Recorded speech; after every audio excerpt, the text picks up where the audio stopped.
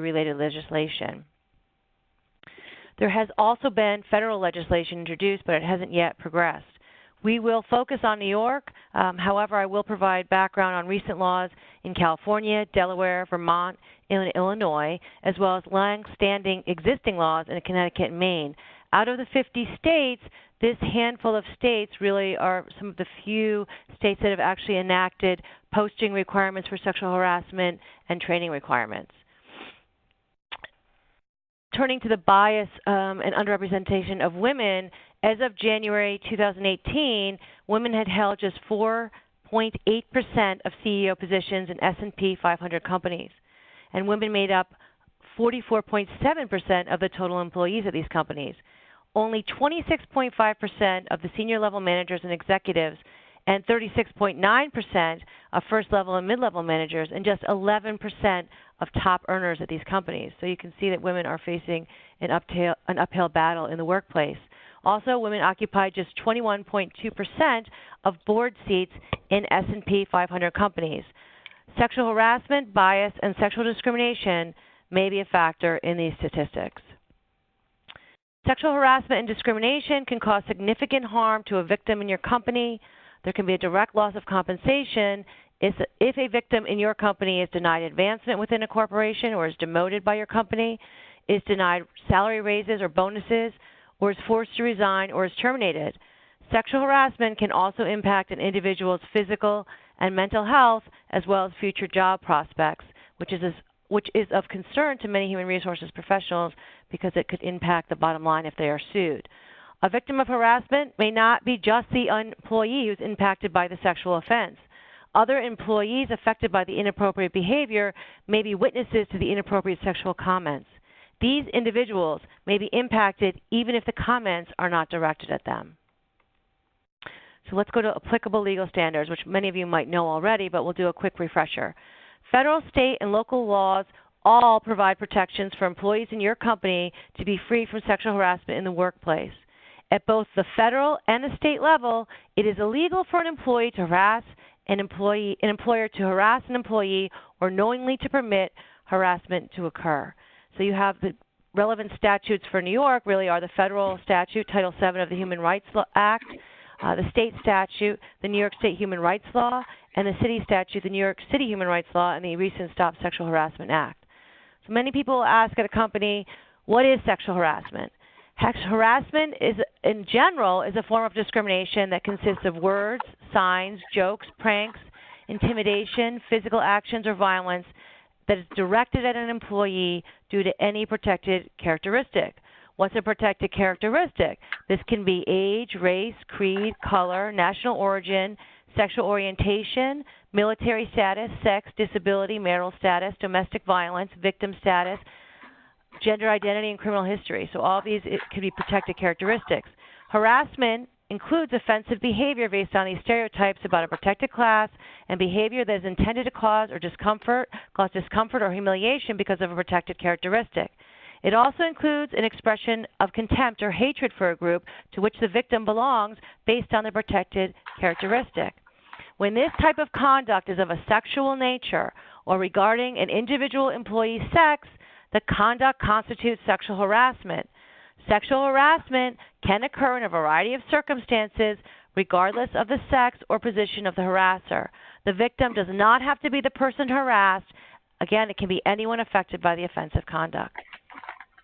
Sexual orientation harassment pertains to inquiries about practices of any gay, bisexual, transgender, or nonconforming or lesbian employee, or using pejorative language about these individuals, or expressing negative opinions about these individuals, or making jokes about the individuals.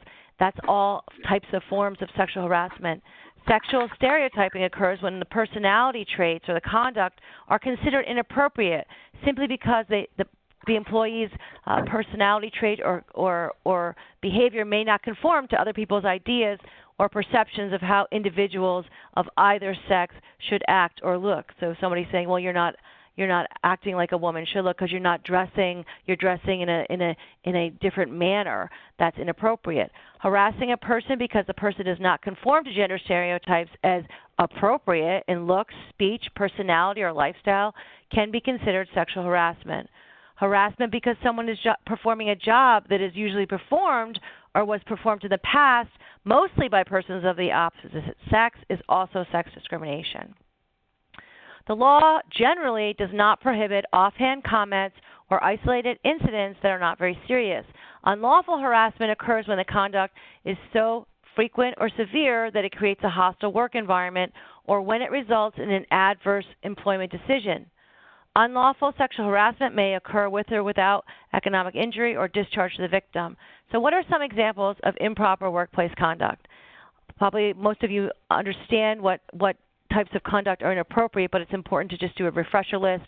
The New York State policy also has a list on its website, which we'll get to later, and I'll identify the website location. But some examples of improper workplace conduct is dissemination of sexually pornographic images to coworkers, playing sexually suggestive music or programming on the computer, sharing vulgar jokes, sexual comments about another coworker's appearance, unwanted sexual advances such as rubbing a coworker's shoulders or attempting to kiss a coworker, making sexual gestures or sounds such as kissing noises or thrusting motions with the pelvis, posting pictures of sexual images on one's desk or work area, leering sexually, so nonverbal cues like looking somebody up and down, licking your lips, whistling, making cat calls, requesting sexual favors, making practical jokes of a sexual nature, even if you think it's joking, if it offends somebody and impacts the worker, it's problematic. Cornering or confining an employee's physical space in a sexual manner, so actually coming up to somebody and putting them in a corner and using your physical strength to corner them in a sexual manner, that's also inappropriate.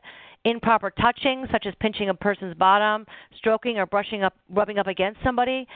Persistent questions, verbal questions to a coworker about their sexual history or their gender identity or their sexual orientation, or repeatedly asking someone out on a date who's not interested or giving them personal gifts. So if you've asked somebody on a date and they've said no, even if you've gone on a date with them and they later say no, that's all inappropriate conduct.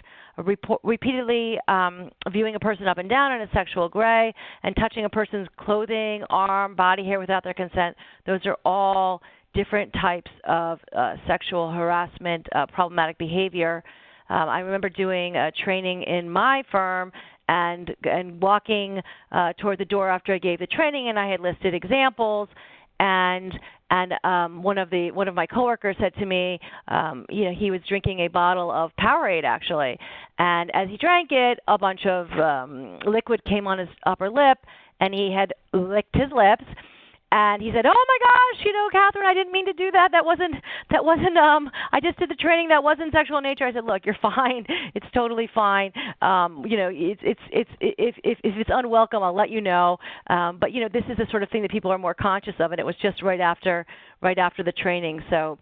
It was sort of a funny incident, but it was not something that was problematic to me. But people are concerned about the way they act with their coworkers now. So the next slide deals with backlash and showing bias and the Him Too movement. I had done a similar type training for the program for Spectrum News, as Randy mentioned. I was on Capitol Tonight about New York State workplace harassment policies coming into effect. I did it back in September when the initial draft of the guidelines had come out, and I was sitting there in my office, and I received an email from my neighbor who said, "Katie, hey, guess what? Kathryn, guess what? Lieutenant Governor Kathy Hochul has tweeted, has put on Facebook your interview with Capitol Tonight, and of course I knew Facebook, but my next question is, what's Twitter? How do I get on Twitter?" Showing my age a bit, but I went on and I actually went on to Facebook actually first, and I started to read about the comments that had been put onto Facebook about the sexual harassment training, about what the governor had said, and it really sort of impacted me because it discussed a lot about the Him Too backlash. If you look at some of the comments, there's a lot of comments that show the concerns of everyday workers out there. One of the comments I thought was particularly enlightening is, "Keep it up, New York. You'll make it so that companies will only hire men. Good job." A comment about sort of how are sexually harassed men feeling? One person says most men are not predators. What about women who sexually harass men? Shouldn't they be treated the same as male sexual harassers? And then there's also, this includes men and women alike, something that defines proof in the light of accusations without basis or merit, and extends Me Too to include men who have been harassed in an equal manner. So there is concern out there about the Me Too movement and about men being treated fairly if they're sexually harassed as well, and also just when a male is accused in a public opinion, how if it hasn't been actually proven how males are suffering if that happens. So there has been a backlash with the Him Too movement. So I guess the next question is, could the Me Too movement negatively impact the women that it seeks to assist? A recent study of the impact of the Me Too movement shows that nearly 45% of male managers have reported that day-to-day interactions with female colleagues makes them quote-unquote uncomfortable. And some of them even avoid participating in work-related activities such as mentoring. This is a 300% increase from reports issued prior to recent media coverage on sexual harassment. In addition, 34% of employees are concerned about the potential for false claims of harassment or a rush to judgment.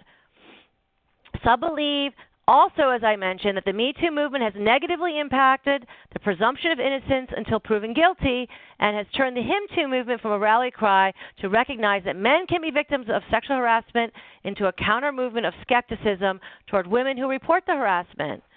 It is well established, however, that false accusations or convictions are far rarer than unreported incidents of sexual harassment or assault, yet many are quick to point out that the falsely accused are victims too.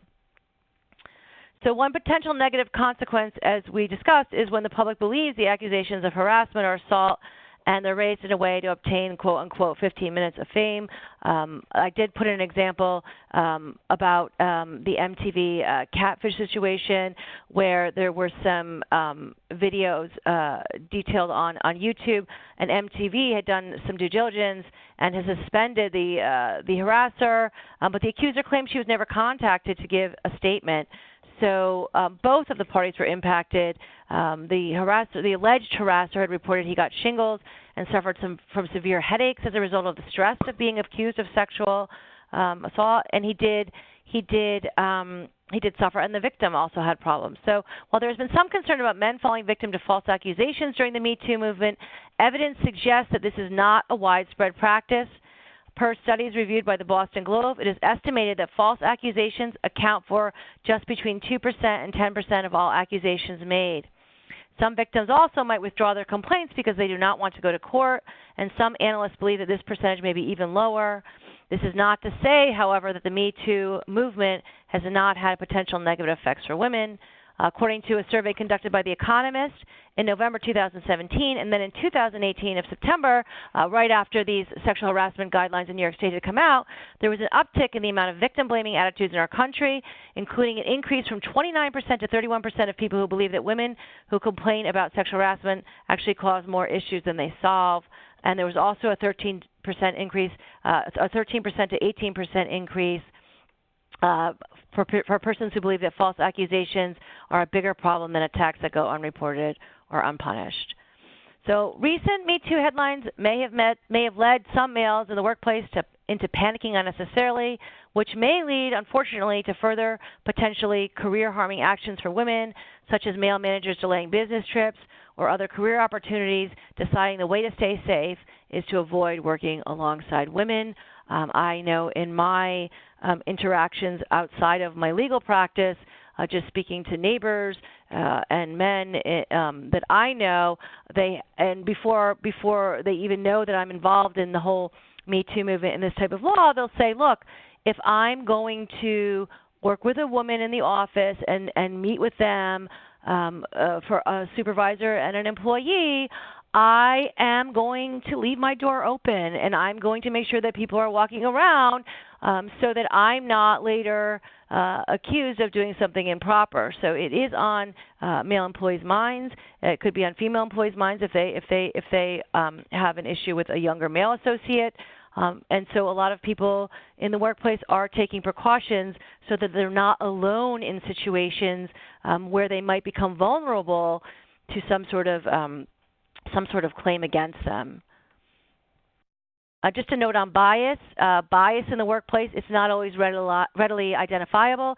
It often goes unspoken, but it's important for employers to be aware of and to combat.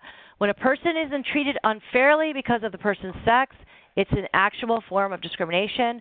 I mentioned a couple of cases here that you may want to take a look at. The Dukes versus Walmart class action, where there was a strong and uniform corporate culture permitting bias to impact managerial decision-making. The Supreme Court later reversed the certification of the class regarding the plaintiff's inability to allege a single common reason for employment decisions. But there's been a new suit, Forbes versus Walmart stores, where some of the same class members have filed a new suit in November 2017, and that case is in the early stages. There is an NYU professor, Madeline Heilman, who did a study regarding bias and described how in the workplace descriptive stereotypes create problems for women when there is a perceived lack of quote-unquote fit between a woman's attributes and the attributes believed to be required to succeed in traditionally male occupations and organizational positions. So this is an inherent bias sometimes in the workplace. Unfortunately, women in many professions, including the law, confront antiquated stereotypes where quote-unquote male gendered positions, which include top management and executive positions, are believed to necessitate characteristics that coincide with stereotypic conceptions of men, but not with stereotypic conceptions of women. For example, I'm a lawyer, so I look at legal studies about women and advancement in the law. In 2018, a National Association of Women Lawyers survey on the retention and promotion of women in law firms found of the 97 law firms studied in this survey, 93% of the law firms that reported under this survey, the most highly compensated attorneys are male. And of the 10 most highly compensated lawyers, on average, only 1 out of 10 is a woman. And there really is no significant difference in the number of billable hours between the male and female attorneys. So it's not that the female attorneys are billing less, it's just that they're being paid less. So now we're going to go into the legal standards for hostile work environment. Again, we discussed this at the beginning of the program. Actions taken by the harasser must be severe or pervasive enough to alter the conditions of a victim's work environment. But what does this mean? Courts have held that for actionable harassment to exist, a reasonable person must be able to find the work environment hostile or abusive, and the victim must actually perceive it to be so. It's sometimes confusing, sexual harassment, for human resources professionals because there's no bright line test to determine whether an environment is sufficiently hostile or abusive. Points to consider in an investigation is whether the conduct is unwelcome. I mentioned that earlier in the presentation with the licking of the lips and whether or not that was actually a sexually harassing behavior, and whether it's severe and pervasive, if it's just that one incident versus several incidents where the licking of the lips, which seemed innocent, was then followed up with requesting a date or sending me pornographic images or something like that, and whether the conduct unreasonably interferes with the victim's work. And you need to assess the impact of the harasser's conduct rather than the intent. So it's the impact on the victim. Did the victim feel that it was unwelcome? Have they been experiencing this sort of on a regular basis? Is it severe? And is it interfering with their work? Are they actually becoming impacted by the behavior so that they're unable to complete their work? Are they suffering from stress? Are they going to see a doctor due to the conduct of the harasser? These are all questions that are considered. Courts review the totality of the circumstances. What does this mean? The frequency of the discriminatory conduct, the severity of the conduct, whether the conduct is physically threatening, whether the conduct unreasonably interferes with an employee's work performance. No one factor is required in order to find actionable harassment, and there is no precise formula for use when considering these factors, which again is concerning to a lot of HR professionals. You have to be able to determine what has happened. We'll get into later in the program about the investigation and identifying the facts involved. In very limited cases, the presence of a single severe act is sufficient to establish a claim of hostile work environment harassment For example, the rape of one employer by another, that could be considered a sexual harassment. Another type of quid pro quo harassment, this for that harassment.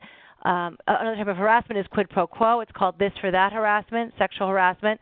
Quid pro quo harassment occurs in a situation where the benefits of an employment position are contingent on an employee being required to provide sexual favors for an employer, a supervisor, or an agent of the employer.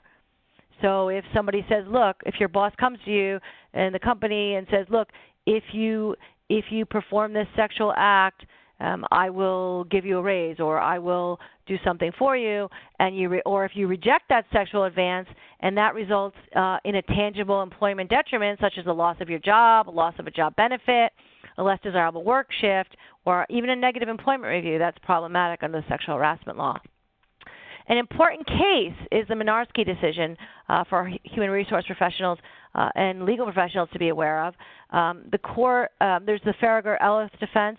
The court in those cases, there's two necessary elements. Once a employee has actually alleged sexual harassment, the employer can assert an affirmative defense that they've exercised reasonable care to prevent and correctly and promptly address any sexually harassing behavior, and that the employee unreasonably failed to take advantage of any preventative or corrective opportunities. Recently, the Third Circuit in the Minarsky versus Susquehanna County decision, and Thomas Yildowski, who was the supervisor who was harassing Minarsky, challenged this defense, affirmative defense of sexual harassment, and this may create difficulty for employers and your companies. So the United States Court of Appeals for the Third Circuit reinstated the sexual harassment claim against the county that Minarsky brought, even though she had never reported the sexual advances by her supervisor, which she had been repeatedly subjected to over a 4-year period.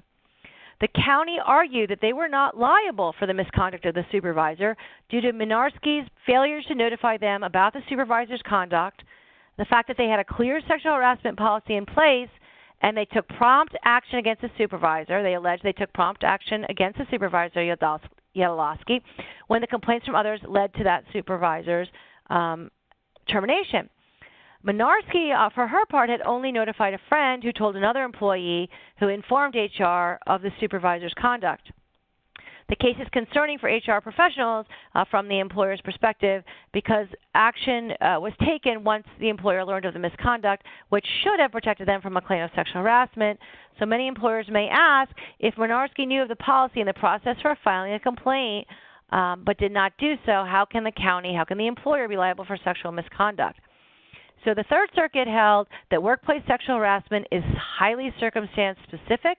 If the plaintiff had a subjective belief that by reporting the sexual harassment she would be retaliated against, and a jury could find that her belief was objectively reasonable, then a trial court could find that the second part of the defense may not be proven by the defendant as a matter of law. Multiple employees, here are some of the facts that I read about in the decision that may, if you can, differentiate this from another sexual harassment case where the employer did assert the defense successfully. Multiple employees had experienced unwanted sexual advances from this supervisor, and plaintiff Minarsky was aware of a warning that this supervisor had received that had not deterred his behavior. Minarsky also had argued that she did not report the incidents because the supervisor knew her young child was sick. I believe her child was getting cancer treatments, and she needed her job to pay for the medical bills. Another issue was Minarsky's fear of the supervisor's hostility on a day-to-day basis and his retaliation by having her fired or terminated. The supervisor would often tell her to look busy or else higher-up supervisors with the county would terminate her position. So the employer's response to the reported, the HR takeaway might be that the employer's response to the reported incidents, the rumors even of the actions of the supervisor, which were well known in the office, was reactionary rather than proactive based on the rumors of misconduct. Even though there was a harassment policy in place, waiting for a plaintiff to bring a complaint rather than HR leaders who knew of the misconduct acting proactively to deal with the harasser and the situation that was well known at the office was problematic. So at the end of the presentation, we can always discuss the Minarsky decision. Retaliation, hopefully a lot of you know what this is, and your companies are careful not to do it. It's any action taken by an employer to alter an employer's terms or conditions of employment, such as demotion or sudden work schedule or location change, because that individual engaged in any of the protected activities. It can be any negative action taken by the employer against the employee that could have the impact of discouraging a reasonable worker from making a complaint about harassment or discrimination, or if a worker has participated in an investigation or actively assisted when somebody has made a complaint and then they're punished for that, that's retaliation, and that's problematic. What's not retaliation? A negative employment action is not retaliatory merely because it occurs after the employee engages in a protected activity. So in order to establish a claim of retaliation, an individual must show that the adverse action was motivated by the protected activity. Protected activities include actions taken by employees who oppose discrimination and harassment or retaliation. And as I mentioned before, an important note is that the law protects not only employees who complain directly of harassment or discrimination, but also employees who participate in an internal investigation by the company of the complaint as a witness. Part of preventing harassment in the workplace is that I think that you have to establish a culture where everybody feels responsible for making sure that it's a safe and ethical environment for all employees. So to stop sexual harassment, management has to know about the harassment. So all of your employees should know. It shouldn't be a secretive question. If somebody harasses, it's everyone's responsibility to report the harassment. So employees must be encouraged to report harassment to a supervisor or manager or other person designated by the employer to receive complaints. That should be outlined in your sexual harassment prevention policy, which we'll get to later, so that you can take action to correct the harassment, and the employer must clearly and uniformly enforce the sexual harassment policy.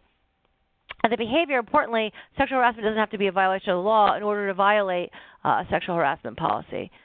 So getting to the sexual harassment prevention guidelines for all New York City and state employers, I'm going to go through them for the city and the state in the event that any of you have offices in New York City as well.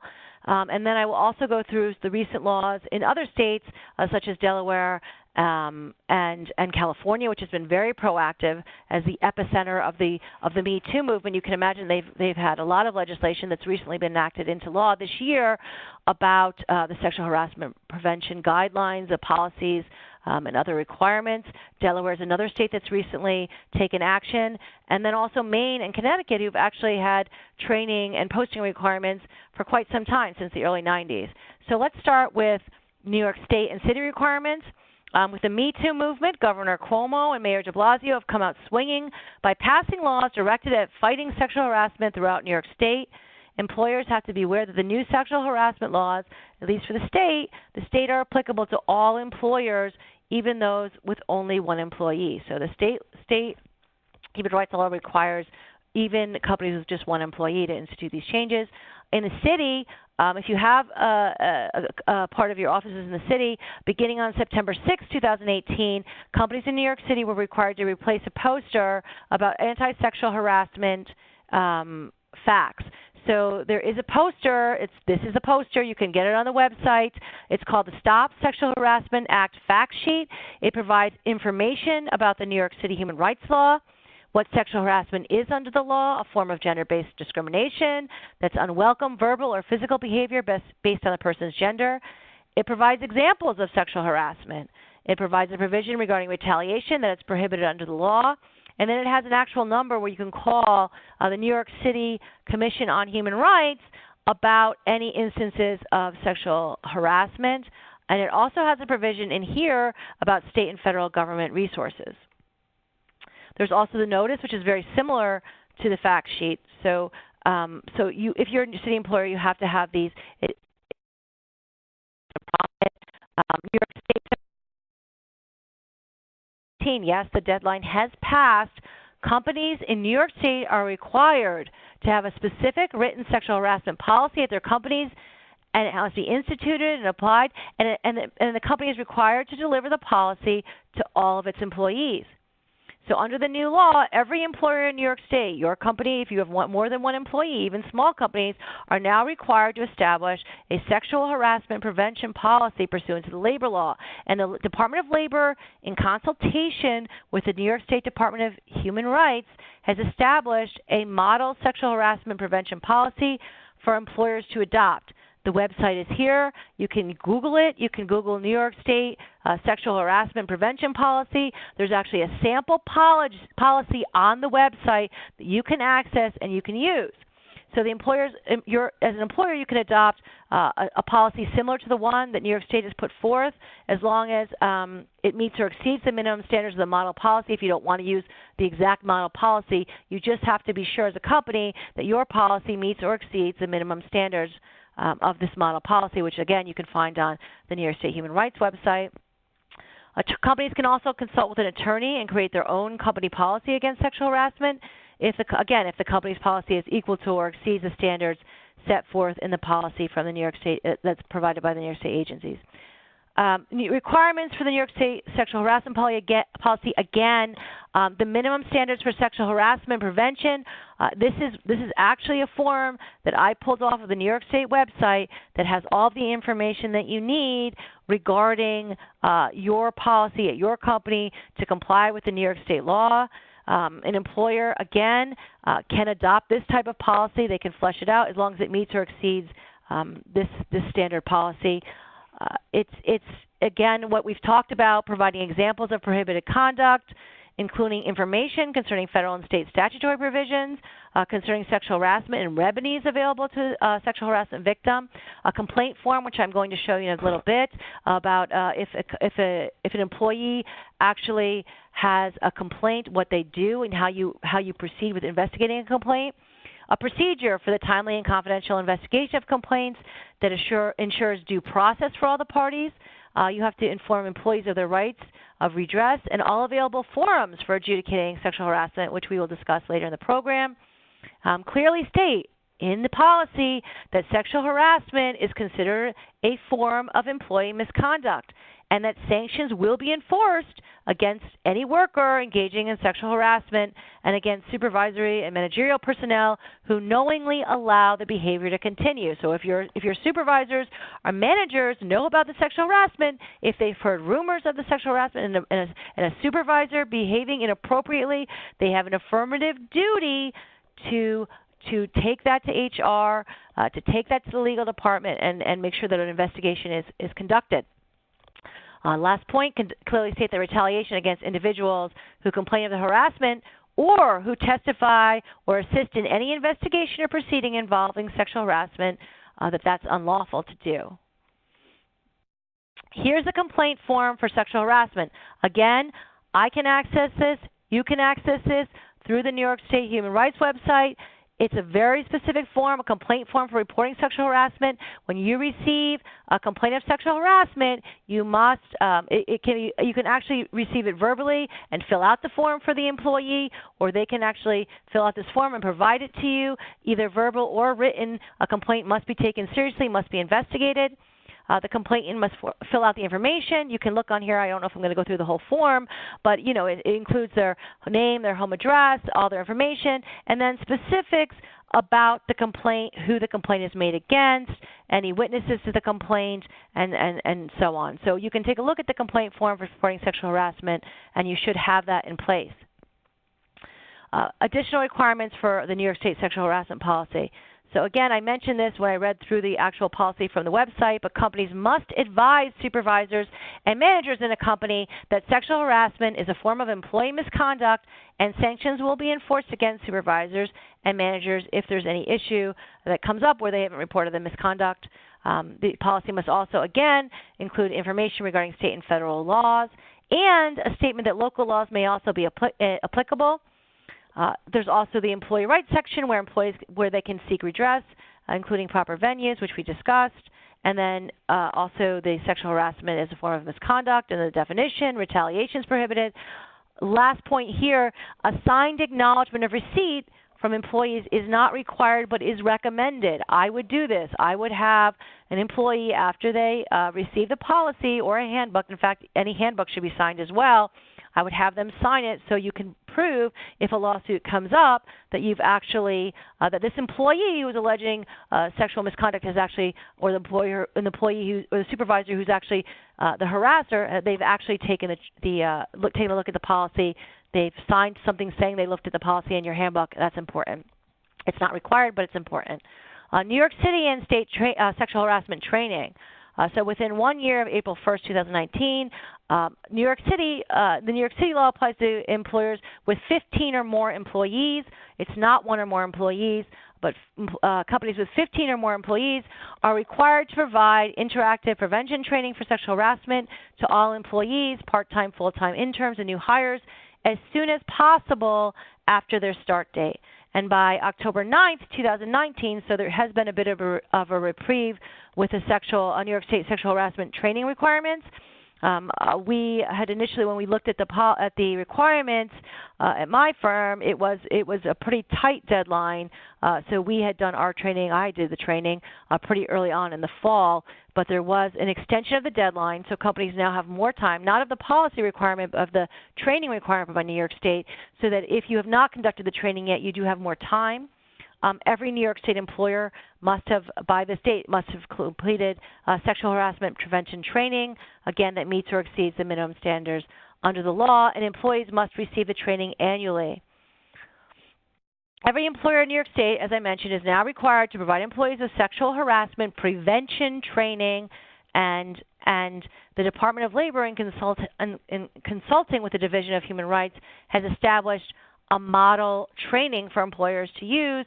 Again, there's a wealth of resources on the New York State Human Rights website. You can even Google it. I have the website here. It's www.newyork.gov, and there's an actual sexual harassment draft model training policy. Companies need to train individuals who work a portion of their time in New York State, even if they're based in another state. So if your employees work a portion of their time in New York State, they must be trained under the sexual harassment prevention policy training. And as with the sexual harassment policy requirements, the training program can be one of the model programs from the New York State Department of Human Rights or the New York Department of Labor, or it can be an employer's own policy. You can hire a training company to do it, an attorney to do it, as long as it's equal to or exceeds the model training program. Again, the model training program is right here. The training should be interactive, but it may be available online as long as employers are actively viewing the program, clicking through it. So per the requirements of New York State, sexual harassment training must be, as I said, interactive. It must include an explanation of sexual harassment consistent with the guidance issued by the Department of Labor in consultation with the Division of Human Rights, the New York State Division of Human Rights. It must include examples of conduct that would constitute unlawful sexual harassment. It needs to include information concerning federal and state statutory provisions concerning sexual harassment, information regarding an employee's rights of redress and all available forms of adjudicating the complaints, and information addressing conduct by supervisors and any additional responsibilities for such supervisors. So it's similar to the policy, the requirements for the training. If the training is web-based, if your company decides to do a web-based training, there has to be questions at the end of a section, and the employee must select the right answer so you know that the employee is actually viewing the program, is taking the training seriously. Also, if the training is web-based, the employee should have an option to submit a question online and receive an answer immediately or in a timely manner. If it's an in-person or live training, the presenter can ask the employees questions or provide time throughout the presentation to ask questions. Web-based or in-person trainings that provide a feedback survey for employees to turn in after they've completed their training is also important. Cautionary notes for HR members watching this program. Additional recommended measures to be taken by employers. So some things to consider that aren't necessarily required by New York State, but that your company might want to do.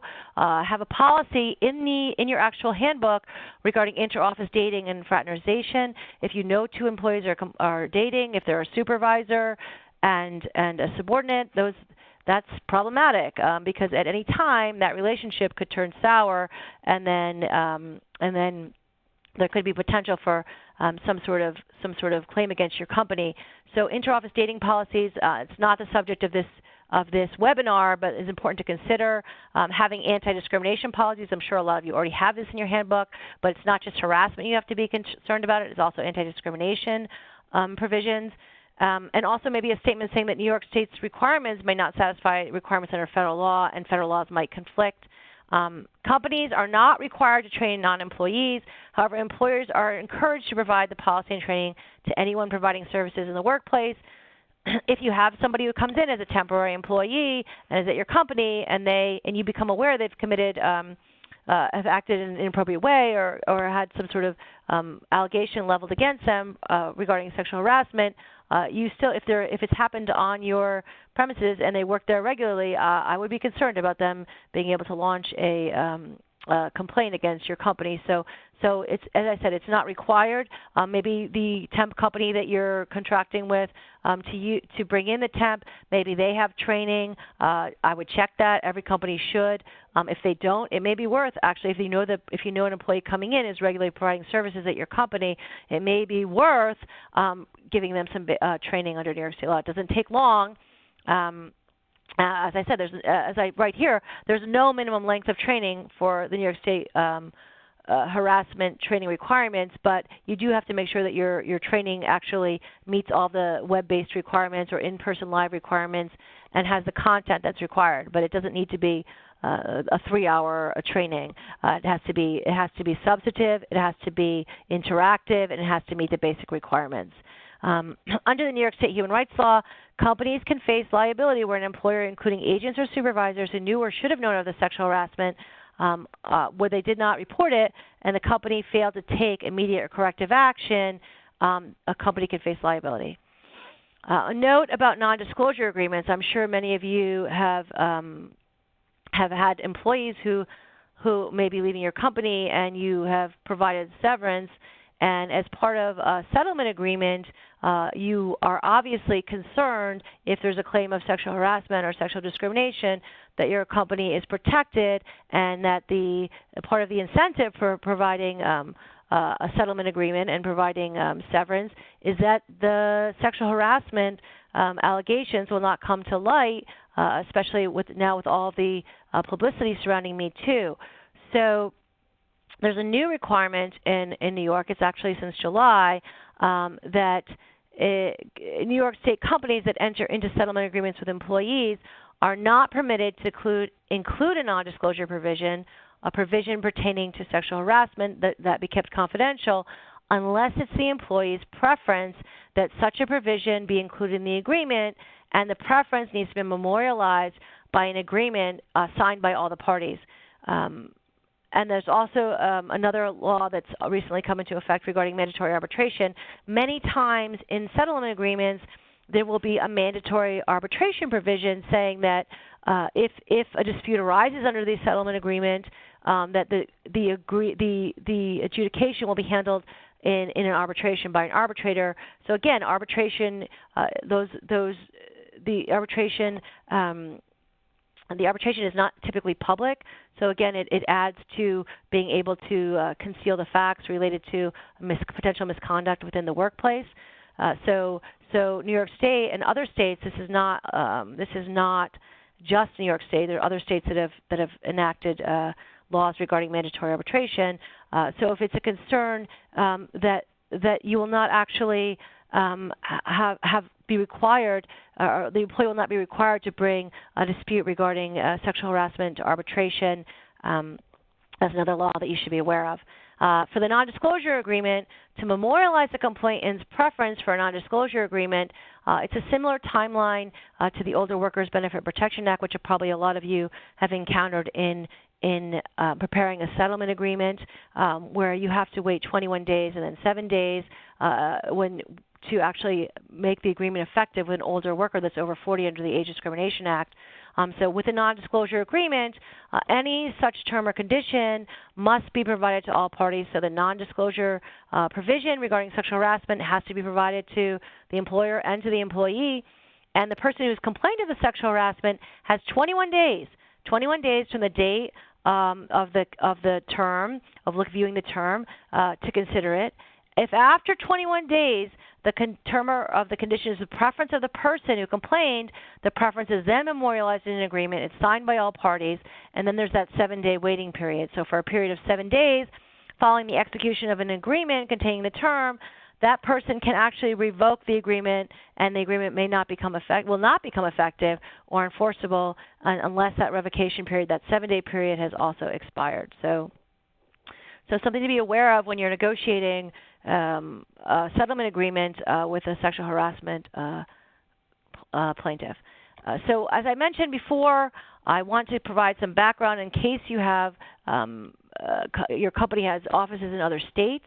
Again, it's a small handful of states in terms of the posting requirements and the training requirements and policy requirements that have actually taken action. And there's some states that have had these laws on the book for quite some time. So you need to be aware of other policies, even the evolution of these policies in light of the Me Too movement, so that you're aware of sort of what's going on in this whole realm of sexual harassment. So California, as I mentioned, is one of the most active states with regard to the Me Too movement and taking the lead to enact legislation to protect victims in California. It was the epicenter of the Me Too movement. If you remember, the Me Too movement started with a social activist back in, I believe it was 2006, Tarana Burke, and the concept was actually brought into the public awareness at that point. But most people understand that it actually, as a social movement, occurred much later with Melissa Milano, the actress, putting hashtag #MeToo in response to a social media post. So that was when the concept went viral, but the actual the social activism part of it started quite some time ago. But as I said, with California and Alyssa Milano and a lot of the other actresses in Hollywood taking action in the social media part of this is when the concept really did go viral, and states have been taking action more recently. So on September 30th, 2018, this fall, not too long after when the New York State legislation, when we were discussing that, I was discussing my interview on Capitol Tonight and how it was finalized. It was in the process of being finalized in the fall. The California governor signed into law several bills that serve as a comparator to New York State's anti-harassment laws, and these laws pretend the corresponding evolution of state action in response to the national movement. The laws have become effective now. They became effective on January 1st, 2019, and California is the first state to pass. This is an interesting law, and there's been a lot of challenges to the law, but it's the first state to pass legislation requiring the publicly held companies with a principal office in California have a minimum number of female board members, and I'm not sure of the exact number. I have it, but it starts with one female board director, I think, this year, and then there's an increase depending on the amount of board members that sit on a California company's sit on a company in California's board, and they actually increase through the years in order to make sure that there are female directors in company boards in California. It's important because I think the more you have female directors or females in leadership positions at certain companies, it may impact the number of sexual harassment claims that a company might have. There's nothing necessarily proven on that, but it's just it seems to make sense, and I think that's why California passed this law. California law also now provides that any provision in a settlement agreement, we just talked about New York settlement agreements, that prevents the disclosure of factual information relating to certain claims of sexual assault, sexual harassment, or harassment or discrimination based on sex filed in a civil or administrative action is void as a matter of law and public policy. And California law does not prohibit the entry or enforcement of a provision in any agreement that prevents the disclosure of the amount paid in a settlement claim. There's a lot of discussion among plaintiff side attorneys and defense side attorneys are also concerned about the new laws regarding non-disclosure agreements and whether they are advantageous to women who are suing for sexual harassment or attempting to get a settlement for sexual harassment, because a lot of times it may impact an employer's willingness to provide severance to an employee if they feel that the claim is going to be made public anyway. It might impact the ability of a plaintiff to actually obtain something short of a verdict in court. So there is some concern about the non-disclosure provisions, even though, as we discussed earlier, you want to help women who are undergoing these sorts of issues with sexual harassment.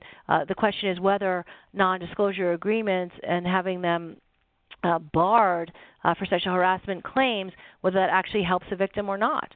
So that's a current sort of hot button topic. Employers in California are also now prohibited from requiring that a current employee waive sexual harassment claims by a current employee at your company in California. Whether you cannot now require that your employee waive a sexual harassment claim by requiring the employee to sign a release or claim of the right under the California Fair Employment and Housing Act, or a non-disparagement agreement or other agreement that prohibits an employee's right to disclose information about unlawful acts in the workplace in consideration for an employment benefit, such as a raise, a bonus, or continued employment perk. Recent California legislation also alters the burden of proof necessary to impute liability to an employer by making a single incident of harassing conduct sufficient to create a triable issue of fact and overturning the one free grope rule. So again, more action in California.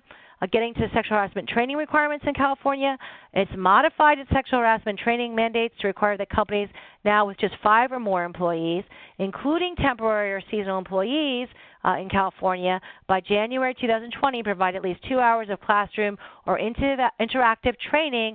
This is just to supervisory employees. However, there needs to be 1 hour of training to non-supervisory employees within 6 months of the starting date in these positions. California had previously required employers with 50 or more employees, so they've become more strict in the requirements for training. Before it was 50 or more employees, provided 2 hours of sexual harassment prevention training to all supervisory employees within 6 months after training. Now it's a smaller requirement, companies with 5 or more employees, and California now requires training for both supervisory and non-supervisory employees. Delaware is another state that's become active as a result of the Me Too movement. In July, it passed an amendment to the Delaware Code relating to sexual harassment, posting, and training requirements. It went into effect on January 1st. The amendment directed that the Delaware Department of Labor create a fact sheet for employers stating that sexual harassment is illegal, the definition of sexual harassment, and the remedies and complaint process, and how to contact the Delaware Department of Labor, and also the illegality of retaliation. Again, you can see sort of a pattern here. It's very similar to what New York requires in its policy and training. The posting is similar to what New York City requires.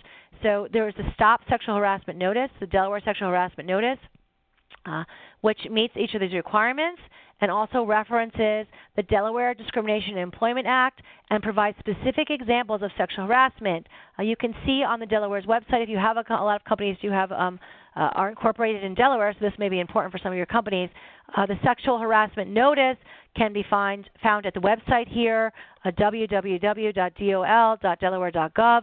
And the Delaware law states that it has to be distributed to new employees at the commencement of employment and to existing employees by this July. Here's a copy of the Delaware Sexual Harassment Notice. I can find it on the web. You can find it on the web. It's called the Delaware Sexual Harassment Notice. Again, it's very similar, as far as I can tell, to the New York State sexual harassment, the New York City sexual harassment posting notice that I showed you earlier. It has a description of the Delaware Discrimination and Employment Act. It has a description of sexual harassment what it is under the law. It requires examples of sexual harassment, a statement regarding retaliation that it's prohibited under the law, and where you report sexual harassment to the Delaware Department of Labor's Office of Anti-Discrimination. So again, very similar to the New York City posting requirement. Delaware also now requires an interactive training process for employers with 50 or more employees to be given to employees within a year of inaction and biannually thereafter. Supervisors must undergo additional training. So in Delaware, if you're a supervisor, in addition to the interactive training for regular employees, you also have to be given training regarding responsibilities to prevent and correct sexual harassment. That's also very important. Vermont has a law which became effective in July 2018, and this is a different type of law. I did a little research into this, and it looks like the Vermont Human Rights Commission or the Attorney General can actually inspect businesses and question those authorized to investigate sexual harassment complaints and examine their policies and procedures, and then they will provide their findings to the employer, identify problems found, and provide resources and aid for further prevention strategies. And if it's deemed necessary, the AG or the Human Rights Commission in Vermont can require the employer to hold annual sexual harassment trainings for a period of up to 3 years. So it's not a blanket requirement. It's based on what they find when they actually investigate these companies. Illinois requires all professions with a continuing education requirement that those professions have to provide at least 1 hour of mandatory sexual harassment training, and positions in Illinois that require continuing education are much like you'd find in any state: medical professions, dentists, optometrists, those types of professions. So again, a more narrow take on sexual harassment training. Maine actually was the first state in the United States to require sexual harassment posting and training requirements to combat sexual harassment in the workplace. So since October 1991, which is quite some time ago, Maine state law required that employers hang a poster in a prominent and accessible location in the workplace detailing that sexual harassment is illegal, what sexual harassment is, the complaint process, and how to contact the Maine Human Rights Commission.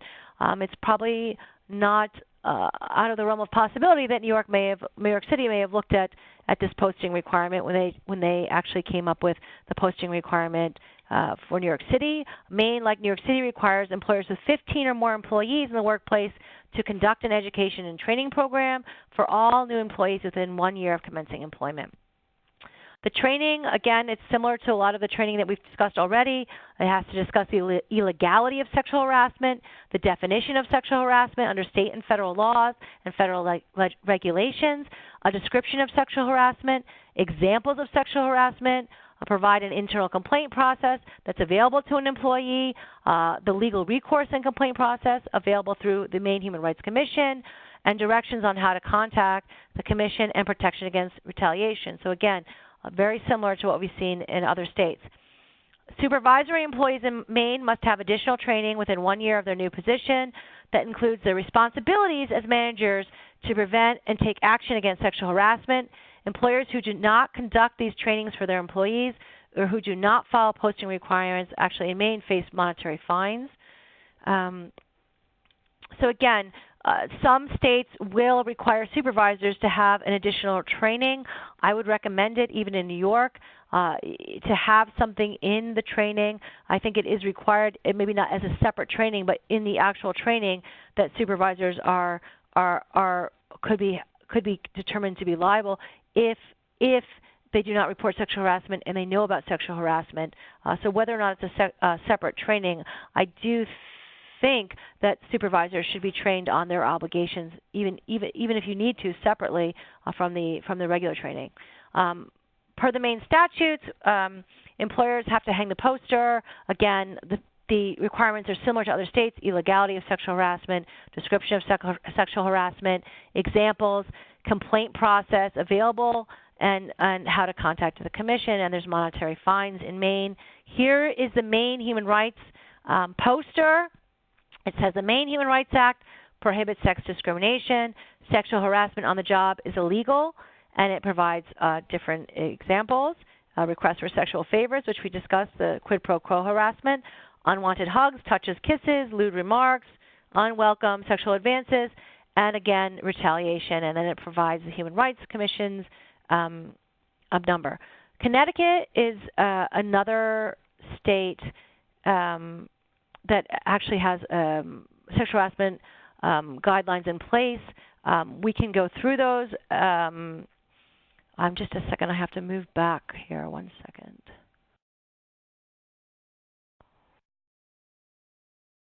Here we go. Okay, so Connecticut was the second state to take steps to require employers to post notices and to conduct training at companies. So Connecticut law requires an employee having 3 or more employees to post in a prominent and accessible location information concerning the illegality of sexual harassment and the remedies available to victims of sexual harassment. In bold-faced type on this posting, it says sexual harassment is illegal. There's a link to the actual flyer in this presentation. It's www.connecticut.gov, and then it's CHRO after that, and it'll say sexual harassment flyer on the. If you can click this link, or you can Google it. A lot of these are just available just by Googling and going on to the actual state's website to find out what the requirements are. The posting notice to Connecticut employees must include a statement that sexual harassment is prohibited by the state of Connecticut's discriminatory employment practices law, that's the Connecticut law, and by Title VII. It has to have a list of remedies, language stating that those who commit sexual harassment may be subject to civil or criminal penalties, the address and phone number of the Connecticut Commission on Human Rights and Opportunities, and a statement that Connecticut law requires that a formal written complaint be filed with the Commission within 180 days of the date when harassment occurred. Here's a sample of the poster. Sexual harassment is illegal, bold-faced type, and is prohibited by the Connecticut Discrimination Employment Practices Act. I'm not going to go through the poster again. It has many of the same requirements as we've seen in other states, and you can find it on the website. For Connecticut, employers with 50 or more employees have to provide 2 hours of training and education to all supervisory employees. To supervisory employees, again, that's supervisory employees. The training must include information concerning the federal and state provisions on sexual harassment, the types of remedies available to victims, and while Connecticut initially had required that this training take place in a classroom-like setting, remember this was back in 1992, online trainings are now permitted by the state if the online training meets the state requirements and there is a method for the employees to ask questions. So again, Connecticut is now keeping up with other states, and it's important to have it as interactive, and they allow it. However, knowing that all the technology that exists now, they're permitting online training. Recently, Connecticut attempted to enact broader training requirements in its Time's Up legislation. There was a lot of articles about this in the newspaper. The legislation would have expanded Connecticut's training requirement to all employees at any Connecticut company with 20 or more employees, expanding the current training requirements. The legislation in Connecticut passed in the state Senate, but it died in the House of Representatives. So Connecticut had tried to become more proactive and expand its training requirements, but it did not pass. The legislation did not pass. So HR takeaways from the state response to Me Too. With the Me Too movement, other states, as I mentioned at the beginning of the program, there's a lot of legislation that hasn't necessarily passed at the state level, but other states should soon follow in enacting their own sexual harassment prevention laws. It's ultimately up to your company's executives, your HR departments, to take action, however.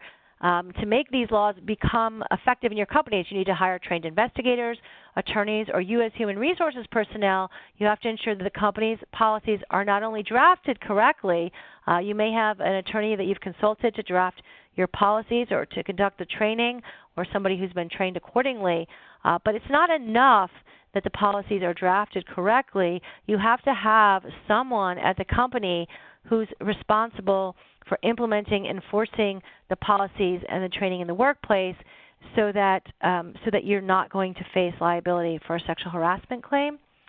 Given the sensitive nature of sexual harassment investigations, trained company representatives or outside human resource companies should conduct the investigations impartially and thoroughly. Supervisors and managers also should be trained as to how to address workplace misconduct. We've discussed that.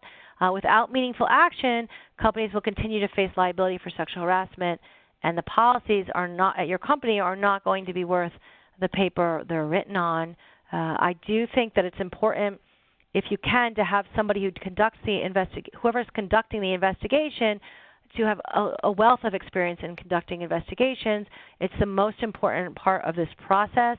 It has to be done by somebody who has knowledge of how to handle it sensitively, who knows how to ask the right questions and to gather facts, to keep it confidential. So we're going to go through some of the investigation process later in this presentation, but I think just having the right person in place will save you quite a lot in future potential lawsuits or liability. Discussion of a zero tolerance policy proposal for companies. You might have heard of this concept of zero tolerance. A company's zero tolerance policy towards sexual harassment in the workplace would require that an employee will be terminated from his or her position if the employer determines that he or she has committed any act of sexual harassment that is likely unlawful. So with a zero tolerance policy, employee supervisors who commit sexual harassment, they'll receive no warnings or disciplinary action regarding the unlawful behavior. They don't benefit from warnings, nor do they have the right to a probationary period.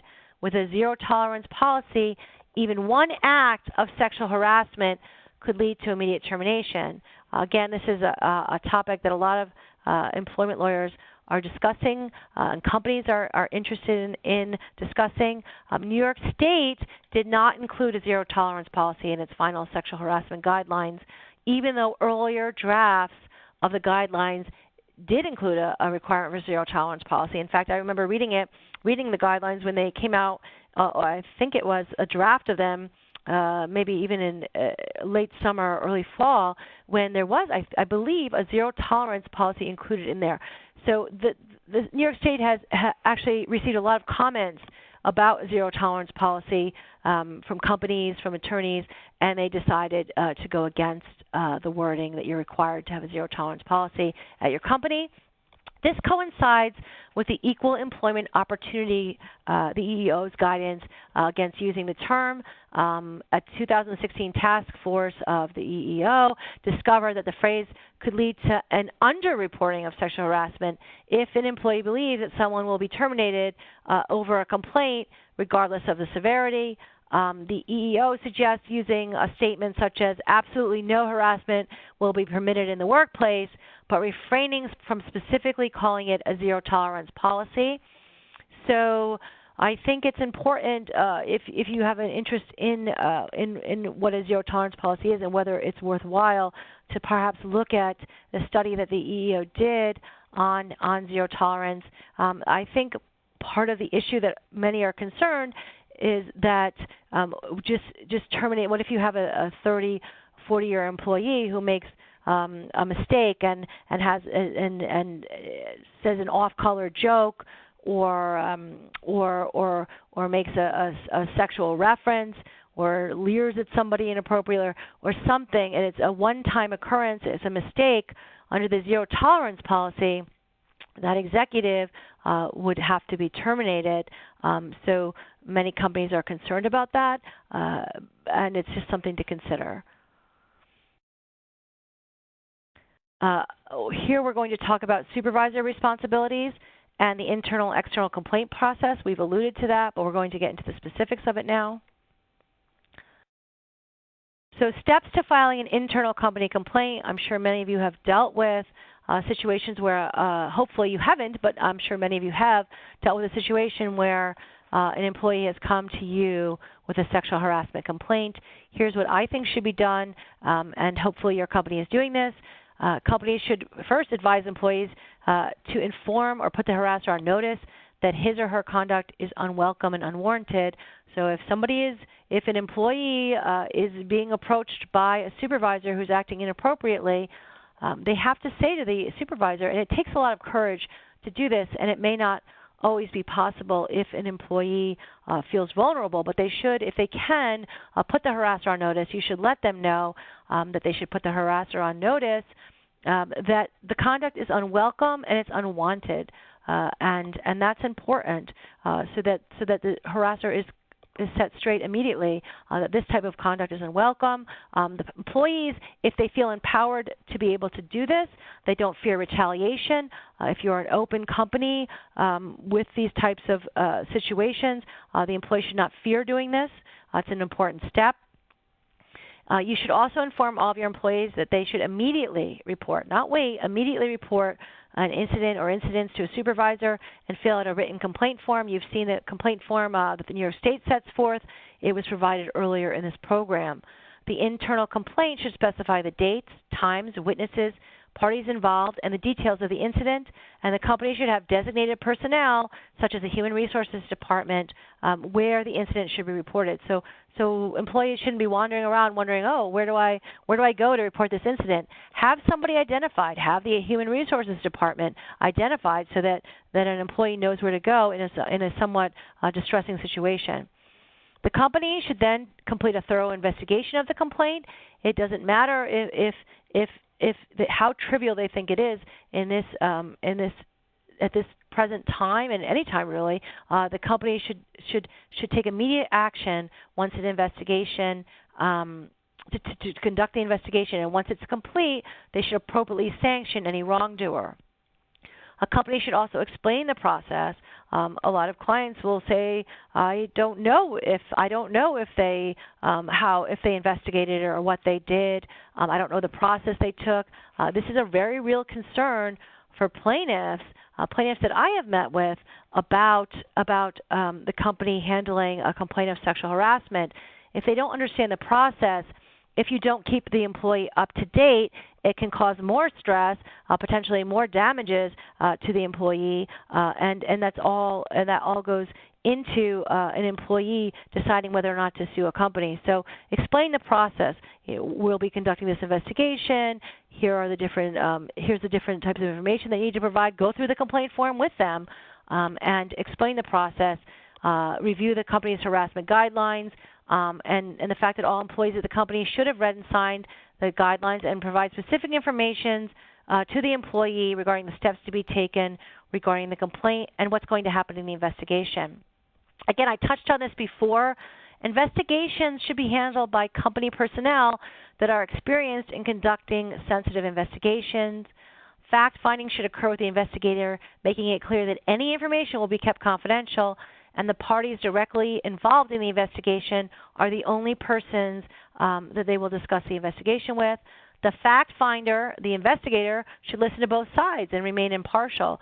Even though they're technically representing the company, they need to remain impartial when they interview the plaintiff and when they interview the supervisor. So all witnesses to any incident should be interviewed, and at the conclusion of the investigation, both parties should be informed of the findings, the determination of the findings, and any disciplinary measures taken by the company.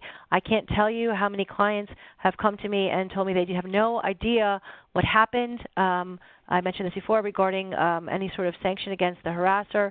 It's problematic. It leaves victims vulnerable. It's an important step that your company needs to take. Steps to filing an internal company complaint. Companies should take the lead in requiring supervisors and managers. You have to have a good training process in place for supervisors and managers to regulate, report, and remain above any harassment at the company. A lot of times, unfortunately, from what I've seen, some of the supervisors and managers are actually, if not participating in the harassment, are aware of it. So there has to be a very good program to advise supervisors and managers, and the HR department needs to be independent. A lot of times HR departments are connected, very connected to executives. So you have to have an independent, a somewhat independent human resources department who can actually take the lead and train supervisors and managers, even people above them, about how to conduct themselves in the workplace. As a supervisor, the company must require that they report any allegation and promulgate the company's sexual harassment guidelines, that they have to be aware and responsive to any harassment that may be occurring, that they need to thoroughly investigate any complaints, and to act preventatively by setting high standards for employees and leading as a role model of proper conduct. To the extent the company becomes aware that supervisors or managers are engaging in sexual harassment, they should be disciplined and immediately removed if warranted. I see that we're getting close on time, so I am going to just quickly go through the rest of this. There's a lot left. Just regarding investigation and corrective action, companies should advise anyone who engages in sexual harassment or retaliation that they may be subject to remedial action. Employers must investigate. The investigation process may vary from case to case, so you need a trained investigator. It should be completed as soon as possible. And any employee that's required to cooperate needs to know they won't be retaliated against. I'm going to skip some of the specifics of the investigation process.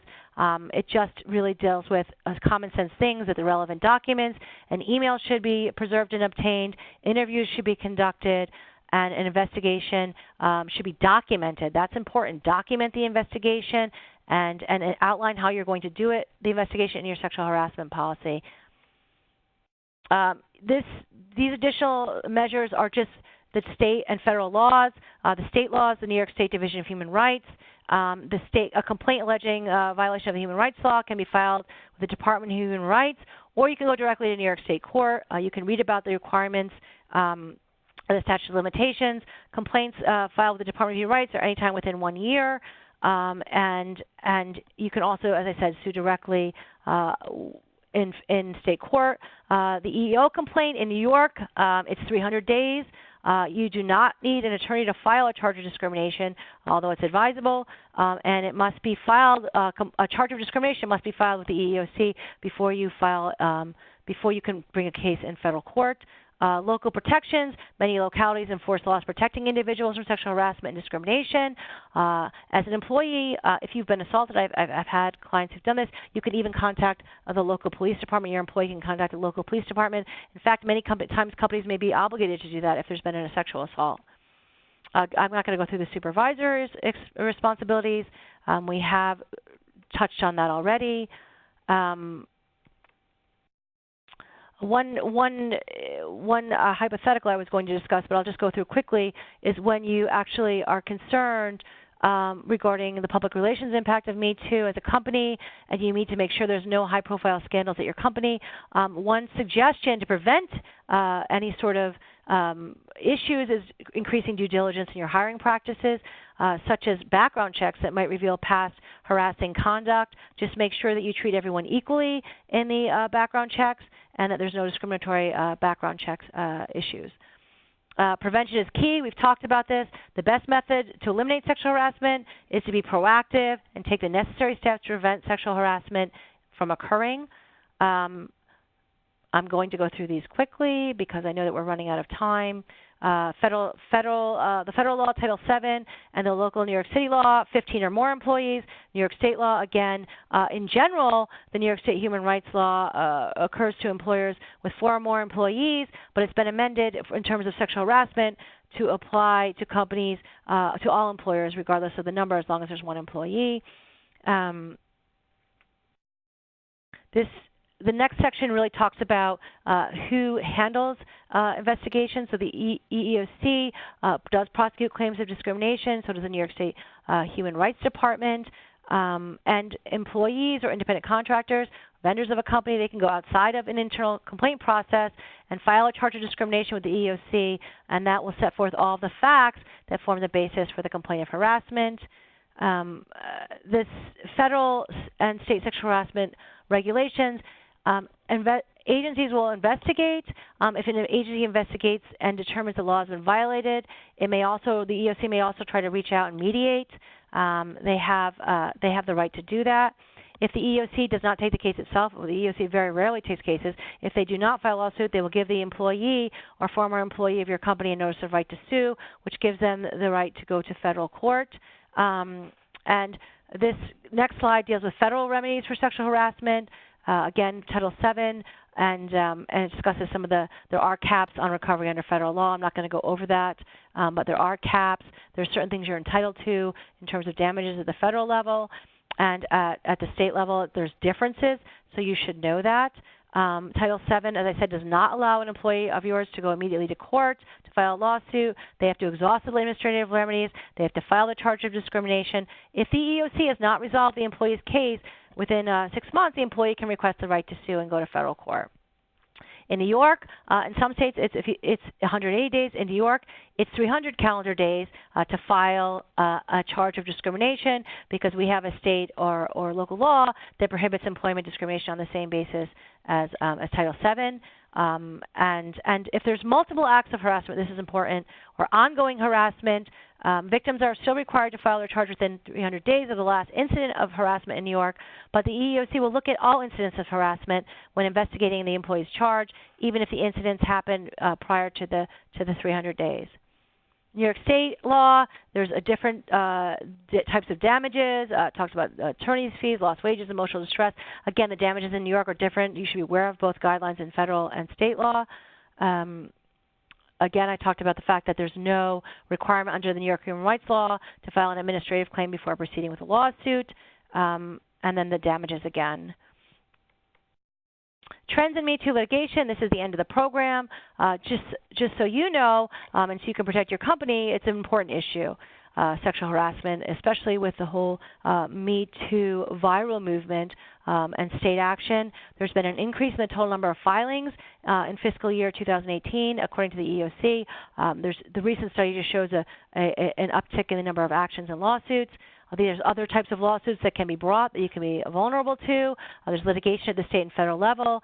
There's defamation claims, and there's securities class actions and shareholder derivative actions. You can look at the CBS example and the Bill O'Reilly matter regarding securities class actions and shareholder derivative actions, and that's important to keep in mind as well. So the trends, as a summary, the trends in litigation as a result of the Me Too movement make it even more important for HR to have a strong controls in place and to thoroughly, efficiently investigate and act on allegations. HR departments should seek legal advice. A lot of companies have come to me and said, "Look, they don't even. Some of these smaller companies don't have HR departments, or they haven't become aware of the guidelines that are required to be put into place in their company. It's important to seek legal advice concerning a determination of what you need at your company in the handbook and policies, and also legal advice concerning a determination of when allegations of misconduct or findings of an internal investigation, how they should be disclosed in the organization, any statements that might need to be made, and also in considering severance or settlement payments. I'm sure you probably do this already, but it's also important to consult an attorney." Let me go to...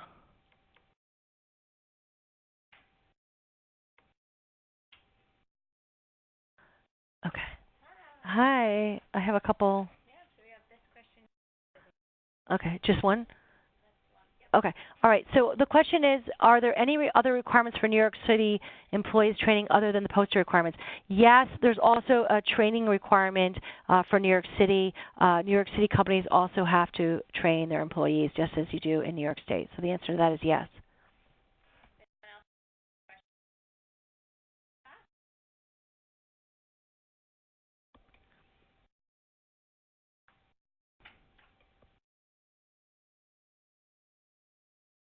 I think that's it. It's 2 o'clock. So. Okay.